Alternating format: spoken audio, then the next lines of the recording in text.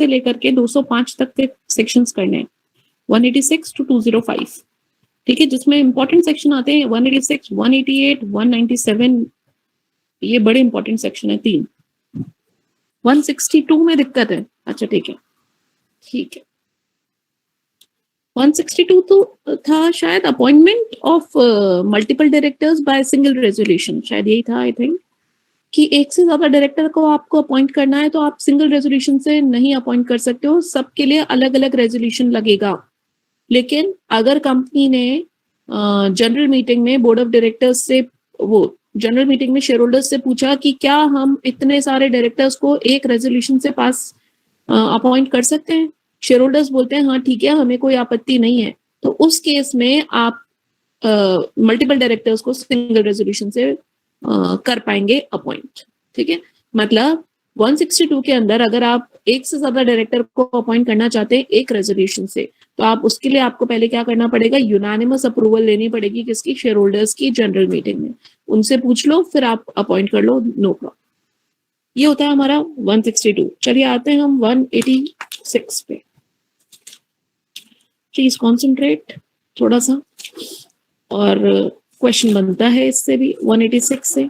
185 आप लोगों ने कर लिया है, 185 वॉज लोन टू डायरेक्टर्स, किसको इसको दे सकते हैं, किसको नहीं दे सकते, किसको कंडीशन के साथ दे सकते हैं। अब आते हैं हम 186, थोड़ा सा स्पीड में बोलूंगी, आज तो मुझे एनी हाउ ये चैप्टर कंप्लीट करना है, चाहे इसके लिए फिर एक और क्लास लेनी पड़े शाम को, ठीक है, बट हाँ आज का टारगेट है this chapter. I am sharing the screen.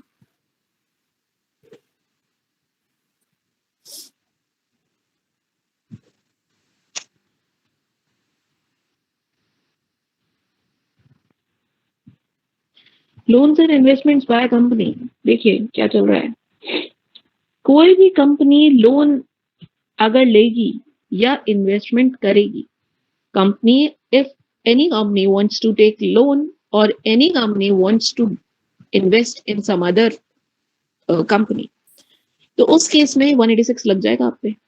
आपने लोन दिया या इन्वेस्टमेंट करा, 186 लग जाएगा। फिर हमने 185 क्या पढ़ा था, ये तो दो बातें हो गई।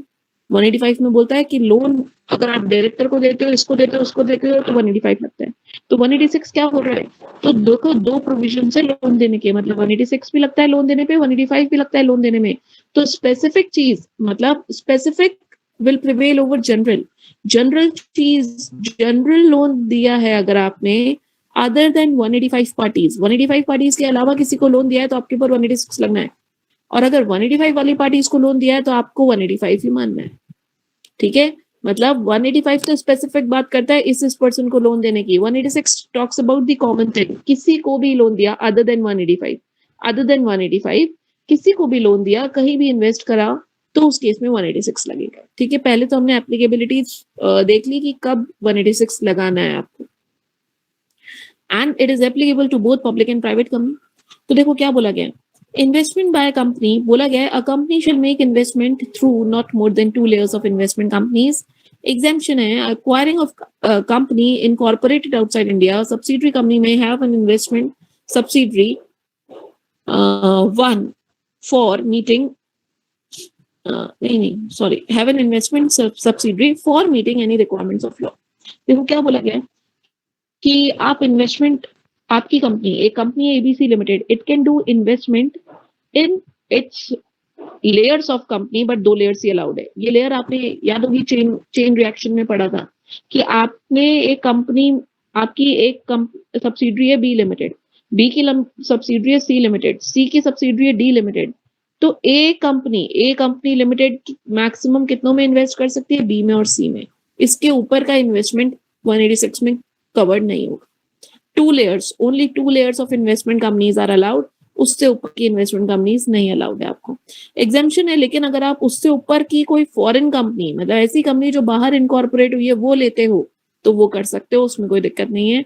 या फिर आपने ऐसी सब्सिडरी बना रखी है जो कि केवल इन्वेस्टमेंट पर्पस है और जो भी लॉ ने बोल रखा है आपको ऐसा करने के लिए, तो अलाउड है, ठीक है। एग्जेम्पशन 2 दे रखी है, एक तो आप अगर फॉरेन कंपनी में इन्वेस्ट करते हैं तो कोई दिक्कत नहीं है, 2 layers के अलावा भी कर सकते हो, या फिर आपकी एक इन्वेस्टमेंट सब्सिडरी बना रहे हो, इन्वेस्टमेंट सब्सिडरी मतलब एक ऐसी सब्सिडरी बना रहे हो जिसमें केवल इन्वेस्टमेंट पर्पस करते हो आप और कुछ नहीं करते, तो वो भी अलाउड है, 2 अलाउड है।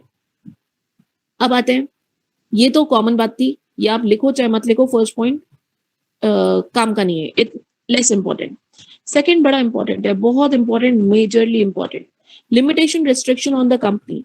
No company shall give loan to any person, body corporate, or guarantee for any person or body corporate or acquired securities of any other company. क्या बोला गया है? ये कंपनी ना तो लोन दे सकती है, मतलब अगर एक कंपनी कोई लोन दे रही है या गारंटी दे रही है या किसी और कंपनी की सिक्योरिटीज खरीद रही है, मतलब इन्वेस्टमेंट कर रही है, इन्वेस्टमेंट कर रही है, थर्ड पॉइंट इन्वेस्टमेंट से रिलेटेड है, और कितने से exceeding 60% of the paid up share capital plus free reserve plus security premium और 100% ऑफ फ्री रिजर्व और सिक्योरिटी प्रीमियम, दोनों में से जो भी ज्यादा है, लिमिट है इसमें, मतलब आप इस लिमिट तक ही लोन ले पाएंगे या इन्वेस्ट कर पाएंगे। क्या लिमिट है ये? पहले आप अपनी पेड अप शेयर कैपिटल जोड़िए, फ्री रिजर्व जोड़िए और सिक्योरिटी प्रीमियम जोड़िए, उसका 60% निकालो। दूसरा, एक और लिमिट निकालो, 100% of free reserve and security premium, इन दोनों में से जो भी ज्यादा है वो हाईएस्ट लिमिट है, जिसके ऊपर अगर आप लोन लेते हैं तो कुछ कंडीशंस फॉलो करनी पड़ती है। मतलब अगर इस लिमिट के अंदर आप लोन लेते हैं तो कोई दिक्कत नहीं है, लेकिन इससे ऊपर अगर आप लोन लेते हैं तो दिक्कत हो जाएगी, तो आपको कुछ कंडीशंस फुलफिल करनी पड़ेगी। क्या बोला गया? स्टेप 1 है एक तरीके से। स्टेप 1 में आप ये देखिए कि आपको लोन कितना जरूरत है ना, पुराना लोन प्लस नया लोन दोनों जोड़िए, और वो लिमिट कितनी हो रही है वो अलग से रख दो। स्टेप 2 में ये लिमिट निकालो अपनी paid up share capital free reserve security premium का 60% और फ्री रिजर्व सिक्योरिटी प्रीमियम का 100%, और इन दोनों में से ज्यादा है वो अलग रख दो।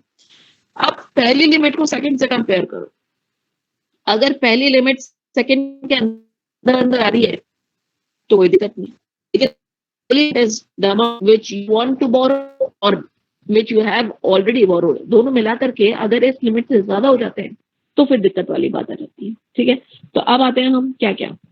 This section is not applicable to loan to employees, loan to MD whole time director, where देखो साफ बोला है ना, 185 वाले लोगों को कवर नहीं करेगा और एम्प्लॉयज वाले लोगों को कवर नहीं करेगा।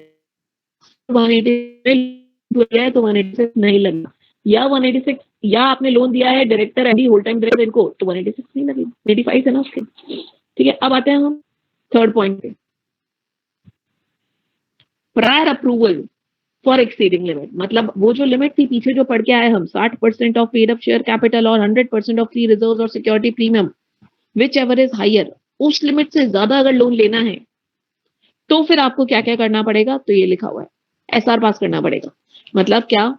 To give loans and advances in excess of above limit, prior approval by SR. This is not applicable when loan and guarantee is provided to wholly owned subsidiary or joint venture company. When the limits have exceeded, any further loan guarantee may be given only after SR. SR passed by member shall include the limit of loan up to which BOD may provide. बहुत ही बढ़िया है, इन तीनों का सार ये है कि ये जो सेक्शन है ना वो एप्लीकेबल नहीं होगा कि अगर आप लोन देते हैं होली ओन सब्सिडरी या जॉइंट वेंचर कंपनी को, आपकी एक 100% सब्सिडरी कंपनी है, मतलब ऐसी कंपनी जिसके आपने 100% शेयर होल्ड कर रखे हैं, उस कंपनी को आप जितना मर्जी लोन दो, जितनी मर्जी गारंटी दो, जितनी मर्जी इन्वेस्ट करो, इन्वेस्ट कराइए ना 100% शेयर ले लिया आपने, कोई रोकता है आपको? नहीं रोकता है ना। तो अगर आप होली ओन सब्सिडरी में कुछ भी कर रहे हो तो there is no section 186 will not be applicable, joint venture में एप्लीकेबल नहीं है।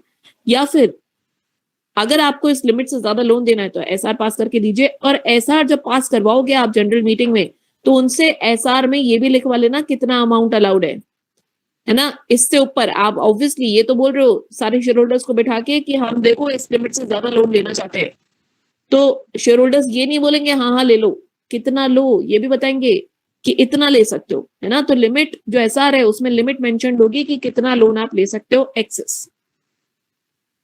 Disclosure to members in financial statements, मतलब जितने आपके जितने कंपनी के जितने भी फाइनेंशियल स्टेटमेंट्स हैं उसमें आपको डिस्क्लोज करना पड़ेगा लोन कितना दिया, इन्वेस्टमेंट कितना किया, सिक्योरिटी गारंटी जिसको भी दी, purpose for which loan is to be utilised by the recipient of loan guarantee security, और सामने वाले को जो आपने लोन दिया वो किस पर्पस में काम कर रहा है वो भी बताना पड़ेगा।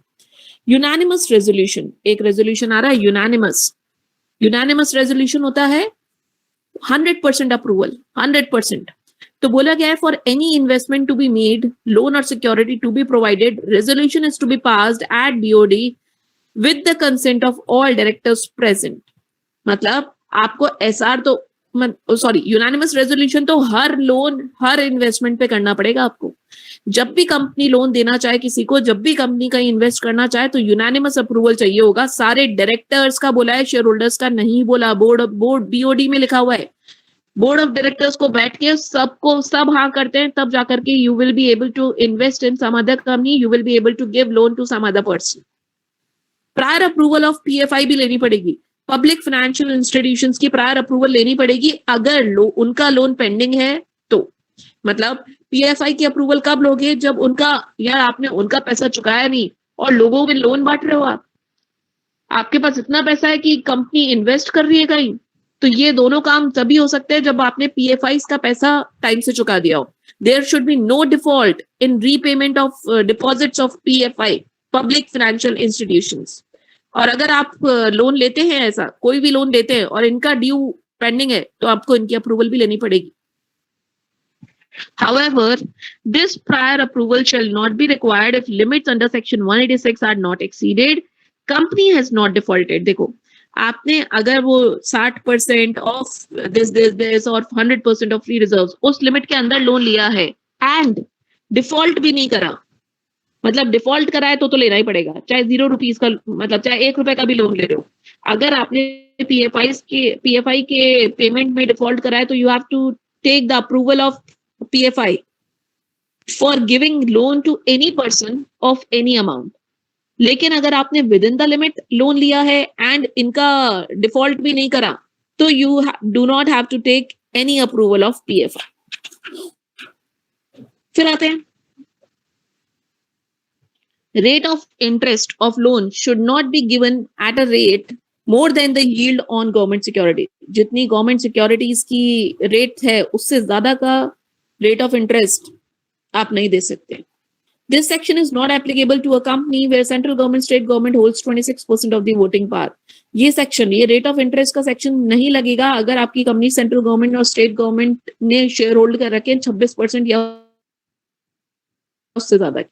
No company shall give a loan if it has defaulted in repayment of, ठीक है, अगर कोई कंपनी लोन नहीं दे पाएगी अगर उसने रीपेमेंट ऑफ लोन और डिपॉजिट्स में डिफॉल्ट करा है तो। Maintenance of register containing the details about the loans given must be maintain. Register maintain करना पड़ेगा आपको जितने भी लोन्स एंड इन्वेस्टमेंट है उसका, और वो कहाँ रखना पड़ेगा? रजिस्टर्ड ऑफिस में, फिजिकल फॉर्म में, इलेक्ट्रॉनिक मोड में, दोनों में से किसी में भी। फिजिकल फॉर्म में रखो या फिर इलेक्ट्रॉनिक मोड में रखो। और इसको इंस्पेक्शन कर सकते हैं मेंबर कभी भी बिजनेस आवर्स में। नॉन एप्लीकेबिलिटी, ये किन पे नहीं लगता है 186? अगर आप एनबीएफसी हैं, क्योंकि यार आपका ordinary course of business he loan लेना देना है।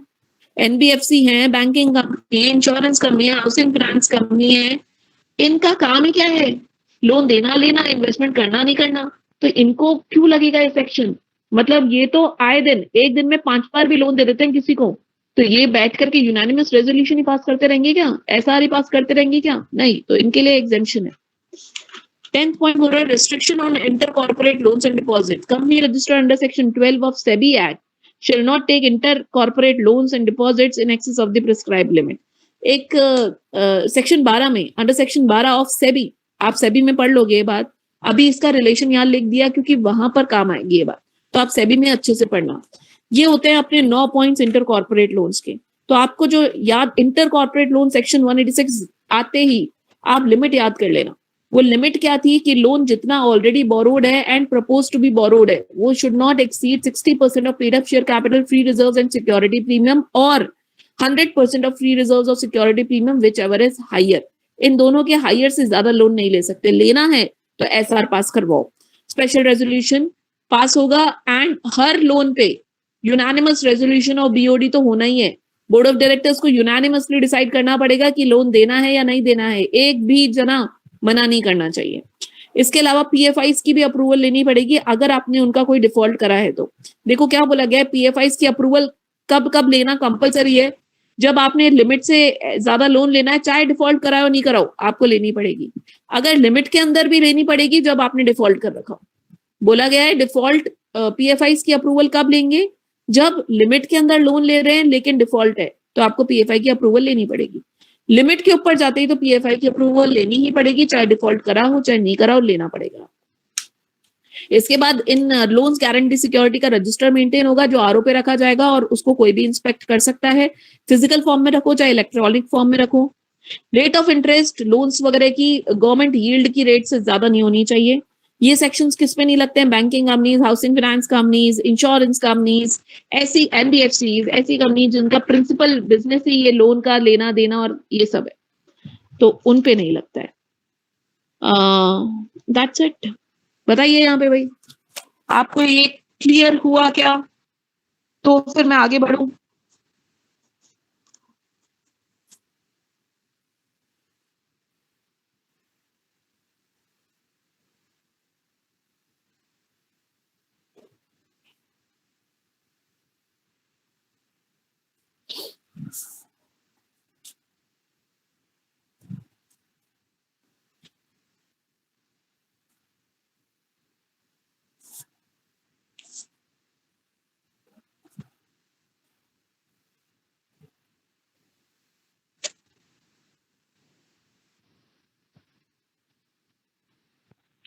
चलिए ठीक है, 186 आपको क्लियर है सबको।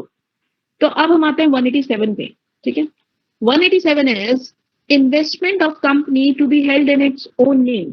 लेस इंपॉर्टेंट सेक्शन है, एक बार ऐसे ओवरव्यू दे देती हूँ। क्या है कि कंपनी जो भी इन्वेस्टमेंट करेगी ना, ऑब्वियस है ये आपने सुना है और होना भी यही चाहिए कि यार कंपनी इन्वेस्टमेंट कर रही है कहीं पर भी तो वो उसके खुद के नाम पे होना चाहिए। ऑब्वियसली कंपनी का पैसा तो नाम भी किसका होगा? कंपनी का ही होगा। कंपनी जितने भी शेयर्स खरीदेगी तो वो कंपनी के नाम पे होने चाहिए। Property should be in the name of company. लेकिन इसके कुछ एक्सेप्शंस है। अब हम इसके क्या पढ़ेंगे? एक्सेप्शंस। तो पहला पॉइंट तो यही बोल रहा है, क्या बोल रहा है देखो, कि ऑल इन्वेस्टमेंट्स मेड और held by company in property, security और other asset shall be made and held in its own name, खुद के नाम पे होनी चाहिए। However, the company may hold any shares in its subsidiary company in the name of any nominee of company if required by law। ये पहला exception है। पहला एक्सेप्शन ये है, फर्स्ट पॉइंट ये है कि क्या बोला गया है कि जनरली तो कंपनी को खुद के नाम पे इन्वेस्टमेंट करना चाहिए और रखना भी खुद के नाम पे चाहिए। लेकिन पहला एक्सेप्शन सुनना, पहला एक्सेप्शन है कि फॉर एग्जाम्पल एक कंपनी है ABC लिमिटेड। अब ABC limited is a public company. इसने एक होली ओन सब्सिडरी बनाई XYZ लिमिटेड को, मतलब 100% शेयर लेगी कौन? ABC limited. किसके? XYZ लिमिटेड के। तो एक बात सोचो, ABC लिमिटेड, XYZ लिमिटेड खुद भी पब्लिक कंपनी है, पब्लिक कंपनी के 100% शेयर ले रही है। तो एक बात बताएंगे आप, XYZ का के मेंबर ही कितने हुए? एक। XYZ का अगर मेंबर की लिस्ट बनाए हम तो लिस्ट में कौन आएगा? केवल ABC। 100% शेयर लेकर बैठी है। XYZ लिमिटेड के सारे शेयर्स कौन लेकर के बैठा है? ABC limited. तो XYZ के रजिस्टर ऑफ मेंबर में नाम किसका होगा? केवल ABC का ही होगा। लेकिन ये तो पब्लिक कंपनी है, पब्लिक कंपनी में minimum number of member should be 7। वहां पे बोला गया है पब्लिक कंपनी में कि मिनिमम 7 लोग होने चाहिए पब्लिक कंपनी को बनने के लिए। तो यहाँ तो एक ही मेंबर है ABC लिमिटेड, तो ये पॉसिबल कैसे है? तो फिर ABC ने क्या बोला? ABC करता है, ABC ने क्या किया कि ऐसे 6 नॉमिनी बना दिए। 6 नॉमिनी। अब वो केवल नाम के लिए नॉमिनी है। 6 नॉमिनी बना दिया और 7वां खुद है। मतलब हर एक 6 नॉमिनी को एक एक शेयर दे दिया। 6 शेयर उनके पास है और बचे हुए 94 शेयर्स किसके पास है? ABC। तो वो जो 6 लोग हैं ना, वो केवल बुक्स में एज अ नॉमिनी आ रहे हैं, नाम आ रहा है उनका, बट इन्वेस्टमेंट किसका है? कंपनी का। कंपनी का इन्वेस्टमेंट है लेकिन नाम किसका है? वो नॉमिनी का है ना। ऐसे बोला गया है। पहला जनरल रूल तो क्या होता है, कंपनी ने पैसा लगाया तो नाम भी किसका होगा इन्वेस्टमेंट्स में? कंपनी का। बट इसका एक्सेप्शन है पहला कि subsidiary company, Holi own subsidiary company बना रहे हैं आप, तो उस केस में आप अकेला 100% की शेयर होल्डिंग आप अकेले नहीं होल्ड कर पाओगे ना, बिकॉज वो पब्लिक कंपनी है। पब्लिक कंपनी में 7 लोग होना जरूरी है। तो फिर होल्डिंग कंपनी ने क्या किया कि 6 नॉमिनी बना देता हूँ। 6 नॉमिनी दिखाने के लिए नॉमिनी है, बट कंट्रोल किसका है? होल्ड किसका है? पूरा ABC का है। तो उस केस में क्या हुआ? The company ABC is having investment in XYZ but in the name of nominee. Nominee के नाम पर है वो। इन्वेस्टमेंट है कंपनी का लेकिन नाम किसका है? नॉमिनी का। तो ये पहला एक्सेप्शन हुआ। दूसरा एक्सेप्शन है Deposition of shares, securities held by company, uh, held by company when company deposits, they make a, ये क्या है? कई बार क्या होता है, वो आपने सुना होगा, और स्टैंडिंग ऑर्डर्स सुना होगा, स्टैंडिंग ऑर्डर्स बीआरएस में जनरली पढ़ते हैं हम। स्टैंडिंग ऑर्डर्स क्या होता है कि बैंक, आप ऐसा करो, ये सिक्योरिटीज मुझसे ले लो, मेरे पास शेयर्स वगैरह पड़े, डिबेंचर्स वगैरह पड़े हैं, इस पे कंपनी बोल रही है बैंक को, कंपनी के पास ढेर सारे काम है, ये काम थोड़ी है कि देखो फॉर एग्जाम्पल कंपनी ने 50 कंपनियों में इन्वेस्ट कर रखा है, एक कंपनी है एबीसी लिमिटेड, उसने 50 कंपनियों में इन्वेस्ट कर रखा है, इतने सारे शेयर है उस ABC, तो उन पे डिविडेंड आएगा।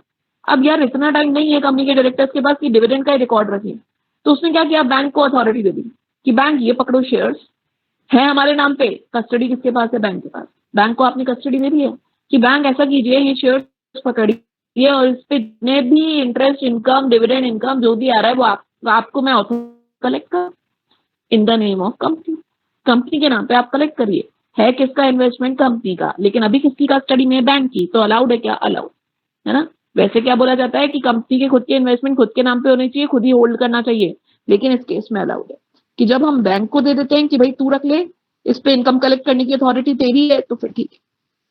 तीसरा एक्सेप्शन है, shares are held in the name of SBI scheduled bank if it were transferred to facilitate transfer, however if transfer is not done with 6 months they shall be retransferred in company's name।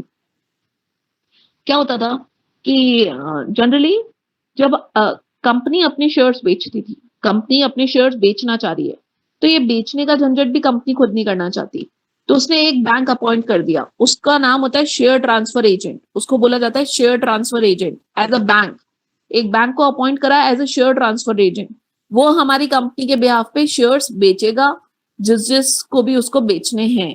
तो ऐसा करना है तो company को obviously shares देने पड़ेंगे bank को। Investment किसका है, कंपनी का, लेकिन अभी कस्टडी किसके पास है, बैंक के पास, for transfer purpose only, transfer purpose के लिए। और अगर ये भी बोला जाता है अगर मान लीजिए बैंक नहीं ट्रांसफर कर देता है, नहीं कर पाता है विद इन 6 महीना, तो ये वापस से चले जाते हैं कंपनी के पास। चौथा एक्सेप्शन है, shares are given as security for repayment of loan. Obviously आपने बैंक से लोन लिया, मॉर्टगेज रखवा दिए शेयर्स के पेपर, मॉर्टगेज रखवा दिए शेयर्स, तो उस केस में क्या है, कंपनी का इन्वेस्टमेंट है, लेकिन अभी किसके पास है, बैंक के पास, कस्टडी में किसकी, बैंक की कस्टडी में। Shares are held in the name of depository when they are in demat form. ये क्या है कि कंपनी ने, क्या होता है कि आपको पता होगा ये डीमेटेरियलाइज फॉर्म आ गया है, बहुत टाइम हो गया, 15-20 साल तो हो चुके हैं इस डीमेट फॉर्म को आए हुए। तो पहले क्या होता था, फिजिकल फॉर्म बटते थे, शेयर्स आप रखते थे फिजिकल फॉर्म में। फिजिकल फॉर्म में शेयर्स रखने का मतलब ये था कि बहुत ही लेंदी प्रोसेस होता था। आपको फिजिकल फॉर्म जमा, आप ऐसे ही नहीं, एक अब तो आपने आज सोचा कि मुझे ये शेयर बेचना है, तो आप विद इन 5 मिनट ये शेयर बेच पाओगे। फिजिकल फॉर्म वाले शेयर्स को पहले आप जमा कराओ कंपनी में, साइन करके पीछे उसको नाम बताओ, किस ट्रांसफरी को किसको देना है, बहुत सारे लफड़े होते थे। अब ऐसा नहीं है, अब डीमेटेरियलाइज्ड फॉर्म में हो चुके हैं सब। तो ये डीमेटेरियलाइज्ड फॉर्म का प्रोसेस क्या होता है कि जनरली हमारे 2 डिपॉजिटरी है, एक तो CDSL और एक NSDL और CDSL, ये 2 डिपॉजिटरीज है। ये क्या करती हैं, कंपनी क्या करती है, कंपनी ने अगर शेयर दिए, कंपनी ने अगर लोगों को शेयर दिए, तो कंपनी खुद नहीं देती है, कंपनी वो शेयर किसको दे देती है, डिपॉजिटरी को दे देती है कि तुम बांट देना, तुम बांटना। मतलब कंपनी किसको जानती है, कंपनी के बुक में एक ही नाम होता है डिपॉजिटरी का। Company for example Reliance limited ने शेयर्स निकाले, 10 लाख शेयर्स इशू करे, तो वो 10 लाख शेयर्स उसका एक एक का नाम नहीं होता मेंबर का, उसके पास तो रजिस्टर ऑफ मेंबर में डिपॉजिटरी का नाम आएगा, या तो NSDL या CDS। तो इसका मतलब क्या हुआ कि लोगों के जो शेयर्स हैं उसमें, भाई अगर मान लीजिए किसी कंपनी ने इन्वेस्ट कर रखा है उसकी कंपनी में, तो जो रजिस्टर में नाम है वो किसका है, डिपॉजिटरी का है। इन्वेस्टमेंट किसका है, कंपनी का है, लेकिन नाम किसका है, डिपॉजिटरी का है। तो ऐसा भी अलाउड है, एक्सेप्शन में डालना पड़ा कि यहाँ पे अगर shares are held in the name of depository, तो ऑब्वियसली हो गया ना, यहाँ पे कंपनी के नाम पे तो है नहीं ना चीजें, यहाँ पे किसके नाम पे, डिपॉजिटरी के नाम पे है। तो ये सारा ये आपके 5 एक्सेप्शन होते हैं कि होली ओन सब्सिडरी में नॉमिनी रख सकते हैं, डिविडेंड वगैरह कलेक्ट करने के लिए बैंक को ऑथराइज कर सकते हैं, ट्रांसफर करने के लिए बैंक को ऑथराइज कर सकते हैं, रीपेमेंट ऑफ लोन के लिए गिरवी रख देते हो बैंक के पास शेयर्स के पेपर्स वो, या फिर डिपॉजिटरी के नाम पर जो भी शेयर्स है वो। ये 5 एक्सेप्शन है जहां पर कंपनी अपने नाम के अलावा किसी और के नाम पर इन्वेस्टमेंट्स होल्ड कर सकती है। Is that clear? बताएं, इज दैट क्लियर?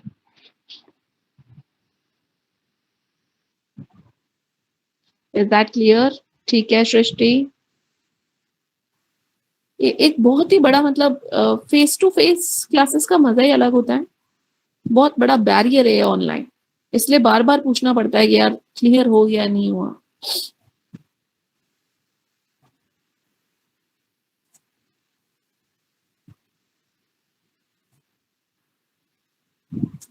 अरे भाई बाकी के लोगों को क्या बताएं भाई, हो गया या नहीं हुआ? मेरे पास मैसेज आए 3 बच्चों के केवल, बाकी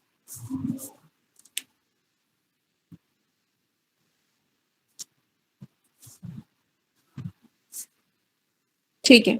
नेक्स्ट,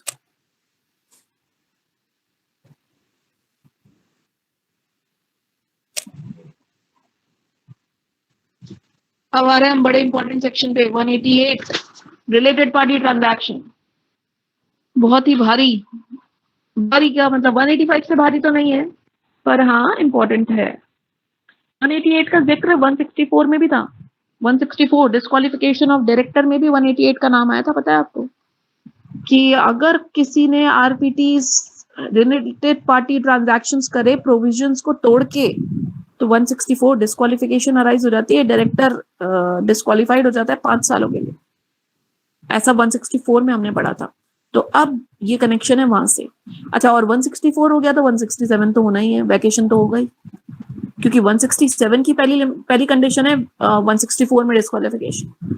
तो 167 is vacation of office, that is related to 164, and 164 में एक पॉइंट है 188। ठीक है, तो ऐसे लिंक बैठ रहा है। स्टार्ट करते हैं रिलेटेड पार्टी ट्रांजैक्शंस। आपको 3 इसमें जो कैटेगराइजेशन है वो ये है कि पहले आपको ये पता करना है हु इज रिलेटेड पार्टी, फिर आपको ये पता करना है what are related party transactions, फिर आपको ये पता करना है इन ट्रांजैक्शंस को करने की लिमिट क्या है ना। मतलब तीन हिस्सों में पढ़ोगे आप ये सेक्शन। पहला रिलेटेड पार्टी कौन है, दूसरा रिलेटेड पार्टी ट्रांजैक्शंस क्या है, तीसरा इन ट्रांजैक्शंस को करने के लिए क्या कंडीशंस। तो स्टार्ट करते हैं। पहला, रिलेटेड पार्टी कौन है? किसी भी कंपनी के लिए रिलेटेड पार्टी कौन होगा? उसका खुद का डायरेक्टर। रिलायंस जियो लिमिटेड का director Akash Ambani is a related party for that company. Akash Ambani का भाई that is Anant Ambani is also related party. KMP की managerial person are related party. की मैनेजरियल पर्सन कौन कौन होते हैं? देखो, सीईओ होता है, सीएफओ होता है, सीएस होता है, मैनेजर होता है। 6 लोग होते हैं, देखो 6 लोग होते हैं केएमपी। एक तो CEO, CFO, CS, manager, whole time director, managing director. 6 लोग होते हैं, 6 लोग।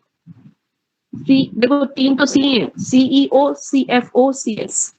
CEO is chief executive officer, CFO is chief financial officer, जिसको आप सीए भी बोल सकते हैं, एंड सीएस। और 3 लोग और होते हैं, एमडी, मैनेजर और होल टाइम डायरेक्टर। ठीक है, तो ये 6 लोग केएमपी होते हैं। तो KMP is are related party. KMP के रिलेटिव भी रिलेटिव पार्टी में आएंगे।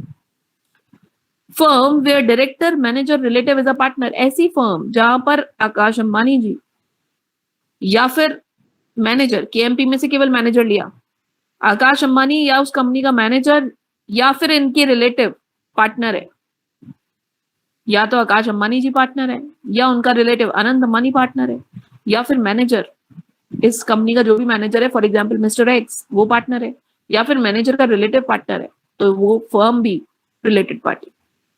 Private company where director, manager और रिलेटिव इज अ डायरेक्टर, मतलब ऐसी प्राइवेट कंपनी जहां पर आपकी कंपनी का डायरेक्टर, आपकी कंपनी का मैनेजर, उनका रिलेटिव डायरेक्टर है, तो फिर वो भी रिलेटेड पार्टी है। प्राइवेट कंपनी में शेयर होल्डिंग नहीं देख रहे हैं, कितनी शेयर होल्डिंग, वो डायरेक्टर है तो आप रिलेटेड पार्टी मान लिए जाओगे, प्राइवेट कंपनी रिलेटेड पार्टी है।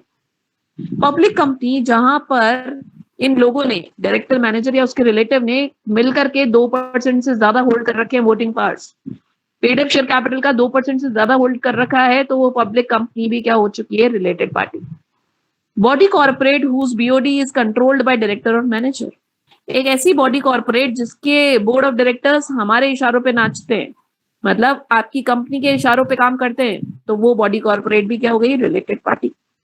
Holding company, subsidiary company, associate company, किसी भी कंपनी की होल्डिंग, रिलेटेड पार्टी, किसी भी कंपनी की सब्सिडरी, रिलेटेड पार्टी, किसी भी कंपनी की associate, related party. Another subsidiary of our holding is also related party, मतलब रिलायंस जियो लिमिटेड की होल्डिंग है Reliance limited, Reliance Jio limited already एक सब्सिडरी है किसकी, रिलायंस की, तो रिलायंस जियो लिमिटेड की होल्डिंग है रिलायंस, इस रिलायंस की जितनी भी सब्सिडरी है वो सब रिलेटेड पार्टी है रिलायंस जियो के लिए। देखो क्या बोला, रिलायंस जियो लिमिटेड की होल्डिंग तो है ही related party, that is Reliance industries limited.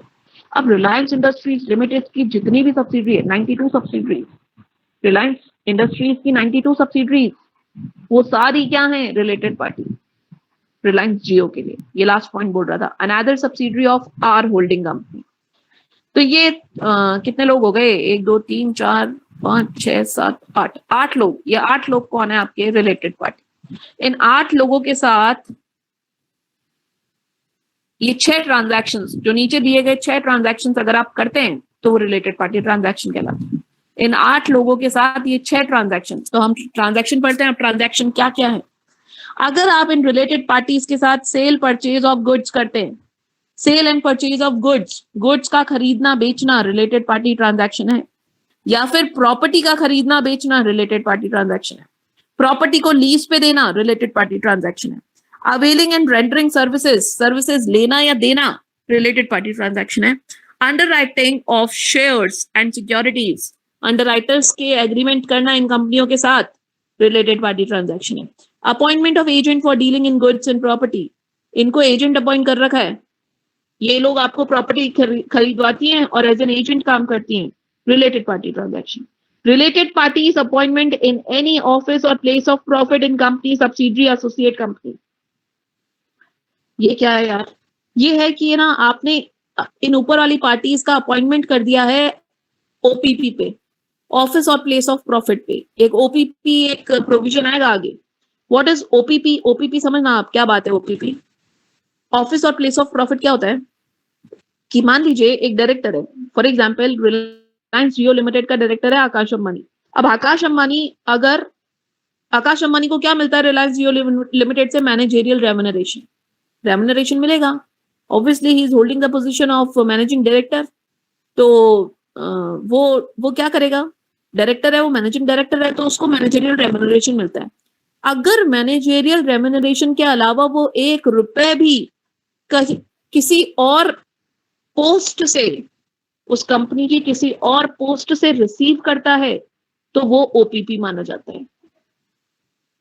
अगर वापस से रिपीट कर देते हैं, आकाश अंबानी एमआर के अलावा कोई 1 रुपए का ट्रांजैक्शन भी कहीं से लेता है, मतलब 1 रुपए की भी कहीं और से इनकम होती है उसी कंपनी में, तो वो ओपीपी पे है, ऑफिस और प्लेस ऑफ प्रॉफिट पे। भाई आप एमडी है, आपको एमआर से अलावा कुछ और नहीं मिलना चाहिए, एमआर मिल रहा है ना, बहुत है, मैनेजरियल रेम्यूनरेशन बहुत है, इनफ है आपके लिए। लेकिन आप उसके अलावा भी कुछ और पोजीशन पे काम करके कंपनी से विड्रॉ करते हो कोई और फीस, तो नॉट अलाउड। नॉट अलाउड क्या, ओपीपी है, आप रिलेटेड पार्टी ट्रांजैक्शन में आ जाएंगे। ठीक है, या फिर अदर देन डायरेक्टर कोई भी पर्सन, अदर देन डायरेक्टर कोई भी पर्सन, अदर देन डायरेक्टर कोई भी पर्सन 1 रुपए की भी कमाई करता है कंपनी से। अब कोई भी पर्सन कौन, अदर देन डायरेक्टर, आनंद अंबानी। आनंद अंबानी रिलायंस जियो लिमिटेड में कोई पोजीशन पे बिठा दिया गया है, इसने बिठा दिया आकाश अंबानी ने कि ऐसा कर तू छुटकू ये काम देख ले, है ना, तेरे को फीस दे देंगे यहाँ से 2 करोड़ रुपए महीना, तो ओपीपी है वो, he is an OPP, he is holding the place of profit. तो बोला गया है कि डायरेक्टर अदर देन एमआर अगर 1 रुपए की भी कमाई करता है तो ओपीपी पे है, या फिर अदर देन डायरेक्टर मतलब कोई भी पर्सन ₹1 की भी कमाई करता है कंपनी पे तो वो ओपीपी। कोई भी पर्सन अदर देन डायरेक्टर, अगर वो ₹1 की भी कमाई करता है तो वो भी क्या है, ओपीपी है। तो ओपीपी 2 लोग माने जाते हैं। डायरेक्टर अगर एमआर के अलावा कुछ भी ले रहा है तो वो है, और कोई भी पर्सन ₹1 की भी कमाई करता है अदर देन डायरेक्टर तो वो भी क्या है, ओपीपी है। ठीक है, तो ये ट्रांजैक्शंस हैं जो रिलेटेड पार्टी ट्रांजैक्शंस कहलाते हैं। एक बार देख लो, sale purchase of goods and service, sale purchase of property, leasing of property, availing and rendering of services, underwriting the shares and securities, appointment of agent for dealing in goods or property, related parties appointment to OPP.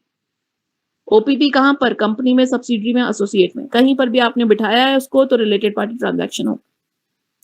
ठीक है, next देखिए क्या है।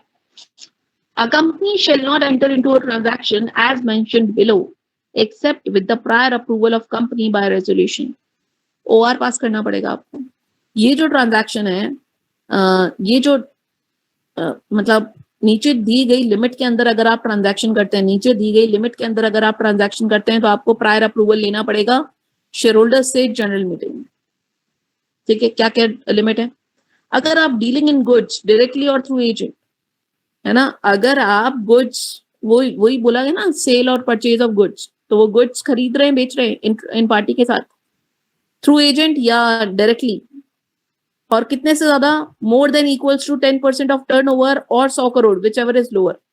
पहले तो turnover का 10% या उससे ज्यादा और 100 करोड़, इन दोनों में से जो भी लोअर है, इसके अंदर अगर आप काम करते हो तो ओआर पास करना पड़ेगा। इस लिमिट से ऊपर आप जाते हो तो आगे पढ़ेंगे हम क्या करना है।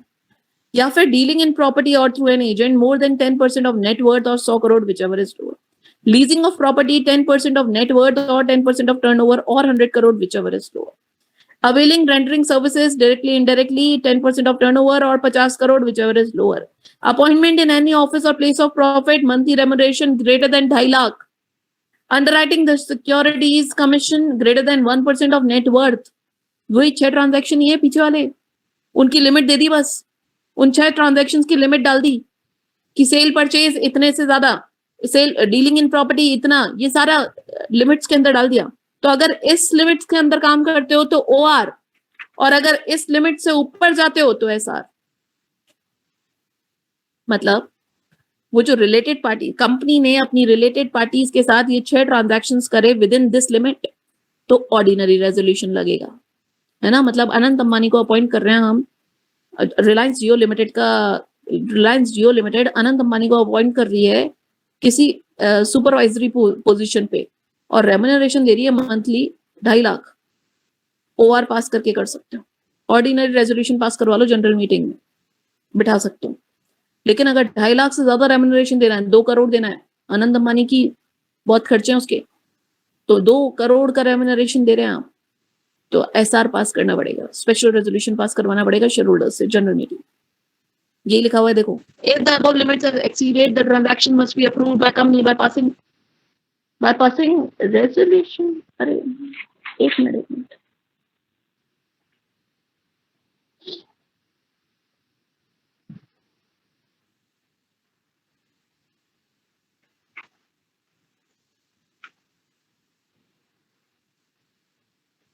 बाय पासिंग स्पेशल रेजोल्यूशन आएगा बच्चों, यहाँ पे एक स्पेशल लिखना भूल गए, ठीक है। अच्छा नहीं, 1 मिनट रुको, 1 मिनट रुक जाओ।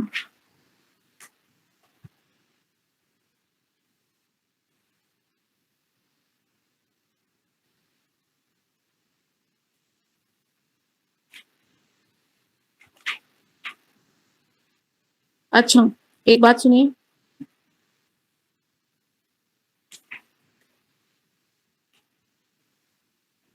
इन लिमिट से ऊपर तो आप कर ही नहीं सकते हो, करेक्शन है, इन लिमिट से ऊपर तो आप ट्रांजैक्शन कर ही नहीं सकते हो, और इस लिमिट के अंदर करने के लिए ओआर पास, वो इंटरप्रिटेशन ही निकाल रखा है पहले वाली लाइन का ही। दैट मीन्स इस लिमिट के अंदर अगर आपको करना है काम तो you have to pass OR. इस लिमिट से ऊपर करते हो तो अलाउड ही नहीं, नॉट अलाउड, ये बात, ठीक है। फिर बोला गया है कि अगर ट्रांजैक्शन आर्म्स लाइन प्राइस पे करते हो तो कोई जरूरत ही नहीं। आर्म्स लाइन प्राइस पे अगर ट्रांजैक्शन करते हो सब्सिडरी के साथ जो मार्केट रेट पे परचेज सेल करते हो उसी रेट पर उस आपने परचेज सेल करी है, कोई दिक्कत नहीं है, सेक्शन अट्रैक्ट नहीं होगा।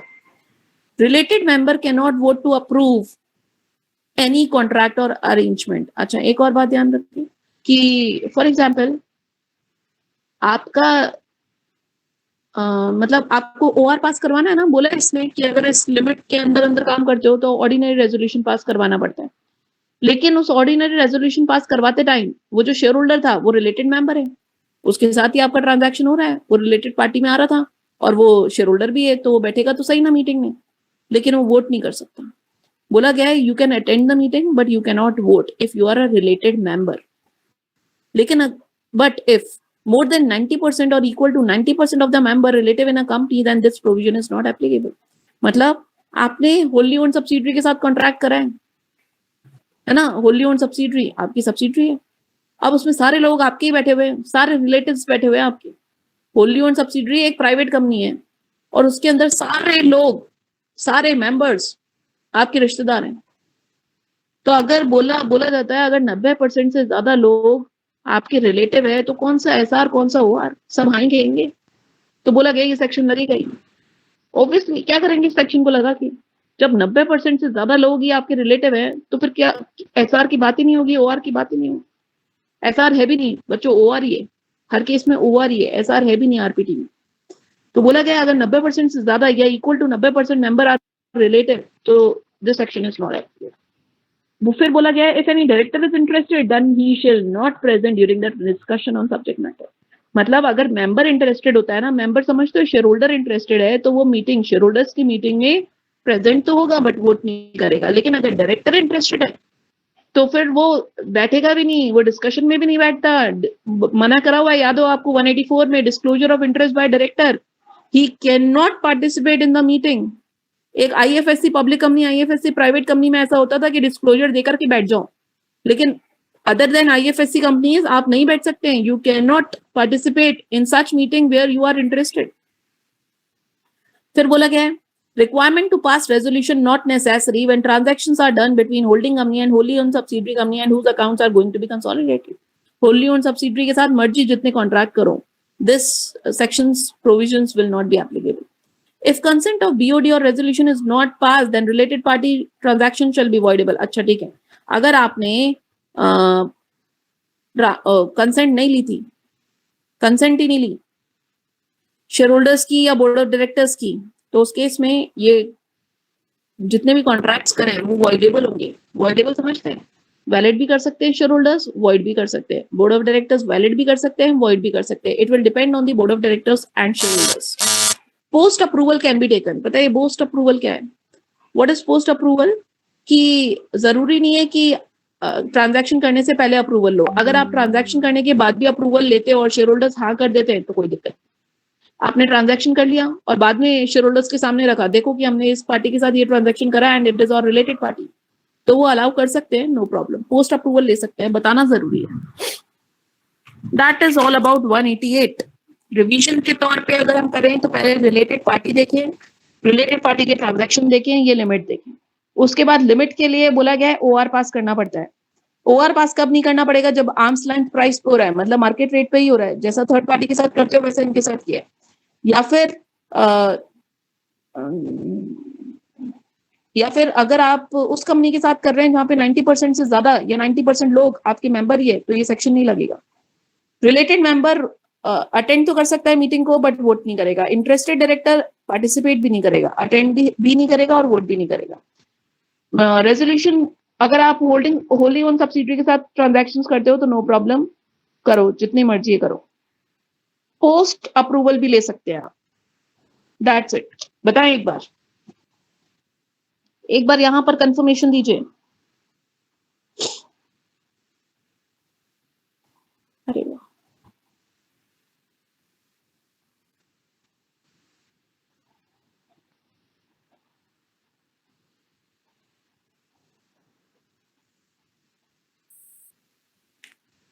बहुत ही बढ़िया, बहुत ही बढ़िया, सही जा रहे हैं फिर तो हम। एक और सेक्शन आते हैं अब आगे 189 पे। 188 खत्म हो गया। देखो रिलेटेड पार्टी, आपको सेक्शन याद भी रहेगा। रिलेटेड देखो ना, सेम 88 सिमिलर चीज। तो रिलेटेड पार्टी 188 खत्म होता है। अब आते हैं 189 पे। 189 बहुत सिंपल है यार। 189 में रजिस्टर मेंटेन करना है आपको। जितने भी 188 के साथ ट्रांजैक्शन हुए ना, उसका रजिस्टर मेंटेन होगा। और 184 वाले, 184 में डिस्क्लोजर ऑफ इंटरेस्ट था, वो याद है आपको? डिस्क्लोज करना पड़ता था हर बोर्ड मीटिंग में।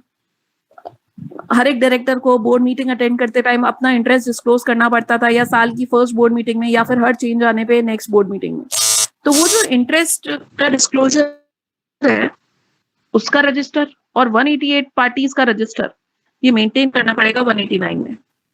184 वाला रजिस्टर और 188 के ट्रांजैक्शंस का रजिस्टर 189 में मेंटेन करना पड़ेगा आपको। मैंडेटरी है, सारी कंपनीज को रखना पड़ेगा एक या एक से ज्यादा register having details of contract और arrangement under section 184, 188.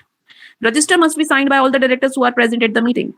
Register is to be kept at registered office. It shall be open for inspection during business hours. Members copy निकाल सकते हैं उसकी। रजिस्टर को एजीएम पे भी रखना पड़ेगा। Register is not required if contract dealing in goods and services whose value does not exceed 5 lakh. अगर आपकी कॉन्ट्रैक्ट की वैल्यू 5 लाख से ज्यादा नहीं है total in a year with a party, एक पार्टी के साथ ट्रांजैक्शंस की लिमिट 5 लाख से ज्यादा नहीं है, तो रजिस्टर में लिखने की जरूरत नहीं है। या आप बैंकिंग कंपनी है और आप कलेक्शन ऑफ बिल्स करते हैं, आप बैंकिंग कंपनी है और यू आर कलेक्टिंग बिल्स, तो उस केस में नहीं है, ठीक है। In ordinary course of business, उसका ऑर्डिनरी कोर्स ऑफ बिजनेस ही ये है, इसलिए नहीं है। That is all about 189। Register है, याद रखना। रजिस्टर MBP4 लगता है यहाँ पे, वैसे एक फॉर्म है MBP4, वो इसी का ही है। MBP, M for monkey, B for ball, P for parrot, जो भी है, MBP4 189 का रजिस्टर का नाम है। अब आते हैं 190। 190 देखिए, contract of employment with MD और होल टाइम डायरेक्टर। मतलब आपने आपकी कंपनी में MD है, मैनेजिंग डायरेक्टर है या होल टाइम डायरेक्टर है, कोई भी है, इनको आपने रखा होगा जब कॉन्ट्रैक्ट साइन हुआ होगा। तो जो कॉन्ट्रैक्ट की कॉपी है ना, वो जो कॉन्ट्रैक्ट की कॉपी है, contract of service with MD and whole time director should be kept at registered office. और मेंबर कभी भी इंस्पेक्ट कर सकता है ड्यूरिंग बिजनेस आवर्स। मतलब आपने आकाश अंबानी जी को अपॉइंट करा, आपने रिलायंस मुकेश अंबानी जी को अपॉइंट करा, तो आपके बीच में कॉन्ट्रैक्ट हुआ होगा, किसके बीच में? कंपनी और ये पब्लिक कंपनीज पे लगता है, तो याद रखना, मतलब रिलायंस पे लगेगा। तो रिलायंस ने अगर अंबानी जी को अपॉइंट करा है तो उसमें कॉन्ट्रैक्ट हुआ होगा, तो उसकी कॉपी आपको रखनी पड़ेगी रजिस्टर्ड ऑफिस पे और मेंबर्स इंस्पेक्ट कर सकते हैं। 191,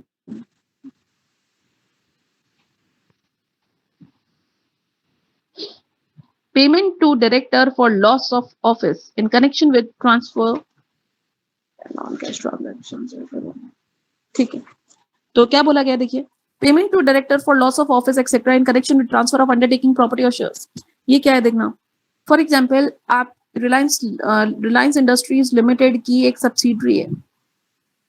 सब्सिडरी क्या है? एक अंडरटेकिंग है, एक जॉइंट वेंचर है, जिसमें अंडरटेकिंग आप समझते हैं। अंडरटेकिंग का मतलब हमने पहले भी पढ़ा था।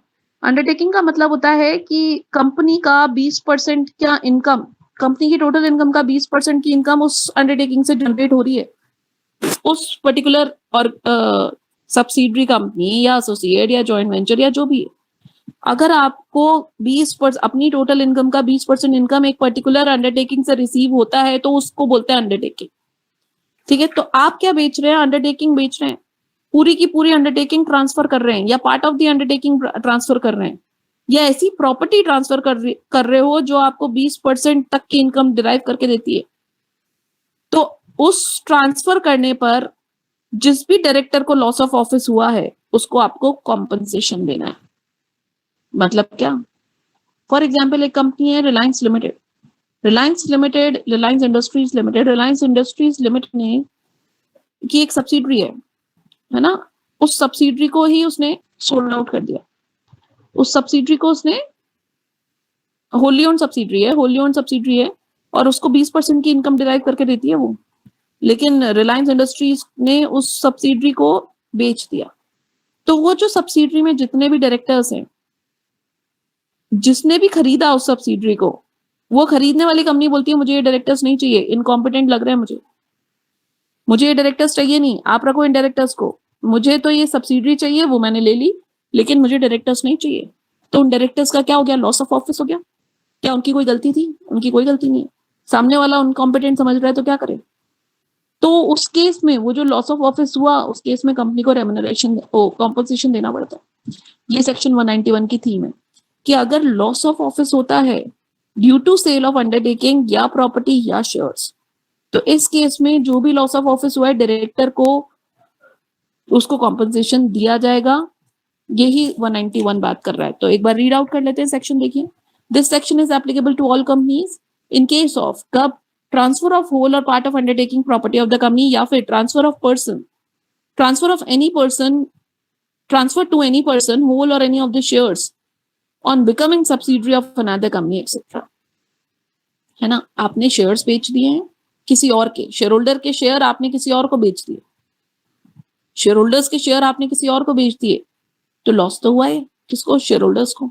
तो आपको इस केस में लॉस ऑफ प्रॉफिट के लिए कॉम्पनसेशन देना पड़ेगा। तो बोला गया है कि आपको इस केस में कॉम्पनसेशन देना है। बोला है no director shall receive payment by way of compensation for loss of office और consideration for retirement from office in connection with such loss or retirement from such company or transferee unless proposal has been approved by company in general meeting। इन सब के लिए आपको बस एक approval पास करवाना पड़ेगा general meeting में, मतलब OR पास करे बिना आप कॉम्पनसेशन नहीं दे सकते हो। You can not give compensation without passing ordinary resolution. फिर बोला है if above meeting could not be held due to lack of quorum it will be assume that proposal is not approved. अगर मान लीजिए कि वो मीटिंग जिसमें या OR पास होना था वो मीटिंग हो नहीं पाई बिकॉज कोरम नहीं थी, कोरम की एब्सेंस की वजह से वो मीटिंग नहीं हो पाई, तो इसका मतलब ये नहीं है कि उनको मिलेगा पेमेंट, अभी तक ड्यू है वो बात, वो प्रपोजल अभी तक पास नहीं हुआ है, आपको वापस से एडजॉइंट मीटिंग करवानी पड़ेगी, उसमें वापस से डिसाइड करना पड़ेगा OR वगैरह। तो अगर लैक ऑफ कोरम की वजह से मीटिंग नहीं होती है तो इसका मतलब ये नहीं है कि अप्रूवल मिल गई। If director receives any amount in contravention, और अगर मान लो गलती से आपने दे भी दिया उस डायरेक्टर को कॉम्पनसेशन इन कॉन्ट्रावेंशन, कॉन्ट्रावेंशन मतलब OR बिना पास करे और ये सब, तो he shall hold the amount in trust for a company. फिर वो जो पैसा मिला उसको वो एज अ ट्रस्टी होल्ड करेगा, एज अ ट्रस्टी होल्ड करेगा। और अगर मान लीजिए OR पास नहीं होता है तो वापस से पे बैक भी कर देगा, और अगर OR पास हो जाता है तो रख लेगा।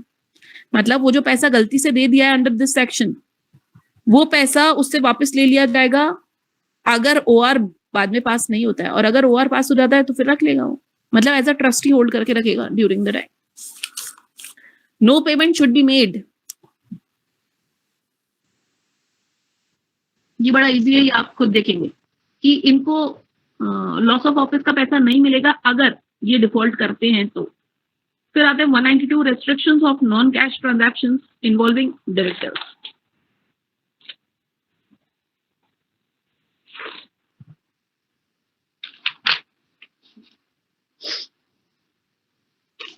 ठीक है, ये करना है हमें, 2 सेक्शंस हमें करने हैं। 192 देखिए, restriction of non cash transactions involving directors. Company shall not enter into certain types of contract with certain members except with the prior approval of members in GM। मतलब अगर आप नॉन कैश ट्रांजैक्शन करते हो with directors, non cash transaction समझ रहे हैं, आपने उनको असेट दी, उनसे बदले में कुछ नहीं लिया। जनरली आप ऐसे करते हैं ना, शेयर्स देते हैं और उनसे बदले में कुछ नहीं लेते, उनको बोलते हैं एम्प्लॉय स्टॉक ऑप्शन प्लान, वो हमने इंटर में पढ़ लिया है। अब यहाँ पे आप अदर देन शेयर्स कुछ भी दे रहे हो, कुछ भी दे रहे हो विदाउट मतलब नॉन कैश ट्रांजैक्शन हो रहे हैं विद डायरेक्टर, इसके लिए आपको प्रायर अप्रूवल लेनी पड़ेगी मेंबर्स से जनरल मीटिंग। तो बोला गया है types of contract, company acquires और is to acquire asset for consideration other than cash, director of the company और होल्डिंग कंपनी और सब्सिडरी कंपनी और एसोसिएट कंपनी और any person associated with them acquires or is to acquire asset from the company for consideration other than cash। तो contract entry कैसे होगी? Every such contract requires prior approval of members by resolution. Notice में registered valuer से valuation भी करवाना पड़ेगा। मतलब अगर मान लीजिए कंपनी असेट दे रही है किसी भी डायरेक्टर को, होल्डिंग कंपनी के डायरेक्टर को, सब्सिडरी कंपनी के डायरेक्टर को, एसोसिएट कंपनी के डायरेक्टर को, या डायरेक्टर से रिलेटेड कोई भी बंदे को, तो उसके लिए आपको पास करवाना पड़ेगा ऑर्डिनरी रेजोल्यूशन। साथ में रजिस्टर्ड वैल्यूअर से उसका वैल्यूएशन भी करवाना पड़ेगा और मीटिंग में रखना पड़ेगा कि देखो ये असेट दे रहे हैं हम, इस डायरेक्टर को दे रहे हैं, इस वैल्यू की दे रहे हैं, और ये वैल्यू रजिस्टर्ड वैल्यूअर ने निकाल के दिया है ना। अच्छा, एक और बात है, अगर आप होल्डिंग कंपनी के डायरेक्टर को दे रहे हो तो होल्डिंग कंपनी भी पास करवाएगी ओआर। आप तो पास करवाओगे, जो कंपनी दे दी है वो तो पास कराएगी। अगर होल्डिंग कंपनी के डायरेक्टर तो में भी पास होगा ओआर।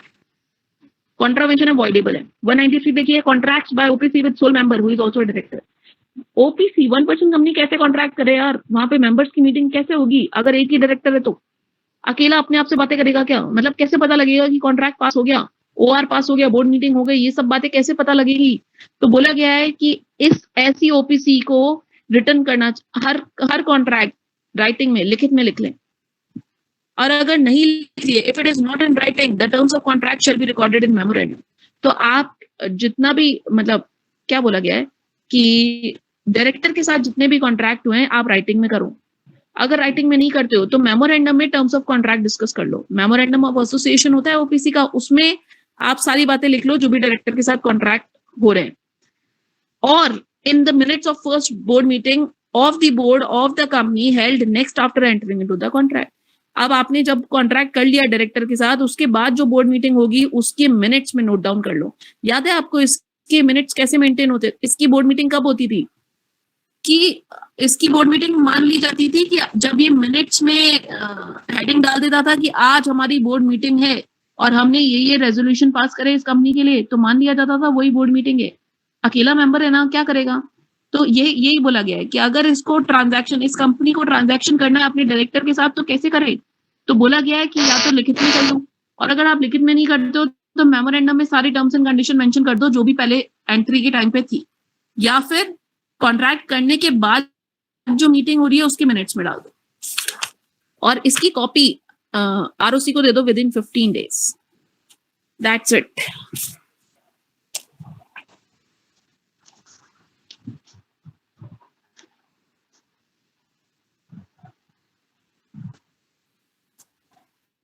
हाँ जी, एक बार बताइए यहाँ पे किसी भी में, देखो ये लेस इंपॉर्टेंट सेक्शन थे तो इसलिए मैंने थोड़ा जल्दी जल्दी करवाया, रिक्वायर्ड था। अब हमारे बच रहे हैं 193 तक हो चुका है ना हमारा। अब एक लास्ट बचता है 196 से लेकर के 205। 196 से लेकर के 205 इंपॉर्टेंट सीरीज ऑफ सेक्शंस हैं, पूरे ही इंपॉर्टेंट है। आज शाम को डेफिनेटली ये होंगे ही, क्योंकि आज तो मुझे खत्म कराना ही है। तो नोट्स बिल्कुल रेडी है, पूरे नोट्स हैं, पीडीएफ आपके पास आ जाएगी। शाम को क्लास लूंगी मैं इसकी 196 से 205 की, तो उसके लिए आप रेडी रहना। अभी तक यहाँ तक का एक बार मेमोराइज बाय हार्ट याद कर लो, ठीक है? Is it clear? टाइम हम रखते हैं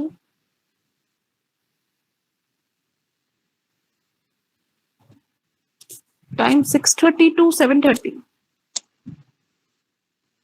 6:30 टाइम रखते हैं, 6:30, 6:30 से 7:30, 6:30 से मैं 6:30 फ्री हो जाऊंगी तो मैं आपकी क्लास 6:30 पे रख दूंगी। 6:30 से 7:30 साथ ही कर लो। अच्छा ठीक है, no problem. 7 to 8 I have no issue in 7 to 8। ठीक है, 7 to 8 ओके। चलिए आप लेकिन यहाँ तक का प्लीज कंप्लीट कर लीजिए, पीडीएफ आपको भेज रहे हैं बस।